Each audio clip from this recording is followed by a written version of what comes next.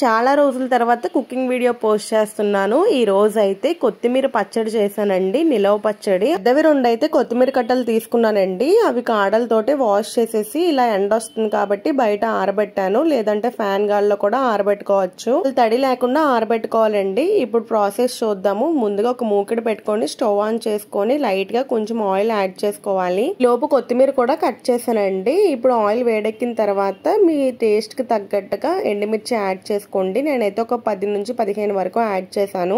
పోపులు, టొమాటోస్, పచ్చిమిరపకాయలు అలాంటివి యాడ్ చేయకూడదండి, పాడైపోతుంది, ఎక్కువ రోజులు ఉండదు. ఇప్పటికప్పుడు తినడానికైతే అవన్నీ యాడ్ చేసి చేసుకోవచ్చండి. మనం నిలవ పచ్చడి చేస్తున్నాం కాబట్టి అవేం యాడ్ చేయట్లేదు. మిర్చి ఇలా వేగిన తర్వాత పక్కకి తీసుకోవాలండి.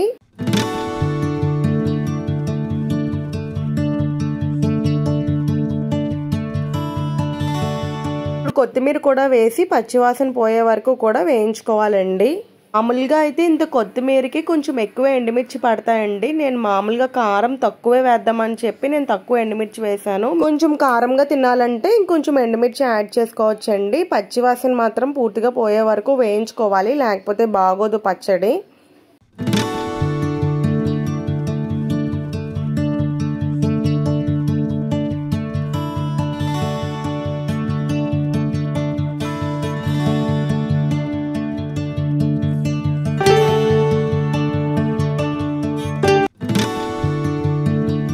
కొంచెం జీలకర్ర కూడా యాడ్ చేసుకోవాలండి. ఇలా వేయించుకున్న తర్వాత కొంచెం చింతపండు, ఎక్కువ అవసరం లేదు, కొంచెం పులుపుకి చింతపండు కూడా యాడ్ చేసి ఒకసారి కలిపేసుకొని వేయించుకోవాలి.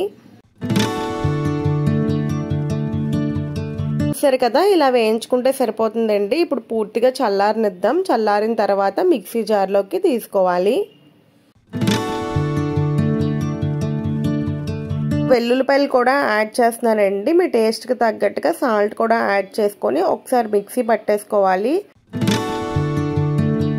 ఇప్పుడు ఎండుమిర్చి కూడా యాడ్ చేసి మిక్సీ పట్టుకోవాలండి. కొంచెం షుగర్ కానీ బెల్లం కానీ యాడ్ చేస్తే టేస్ట్ బాగుంటుందండి. అయితే చిన్న బెల్లం ముక్క యాడ్ చేశానండి. చూసారు కదా, ఇలా మిక్సీ పట్టేసుకోవాలి. ఇది తగలకుండా చేసుకోవాలండి పచ్చడి, లేదంటే పాడైపోతుంది. తాలింపు అలాంటివి కూడా పెట్టకూడదు, నిలవ ఉండదు ఎక్కువ రోజులు.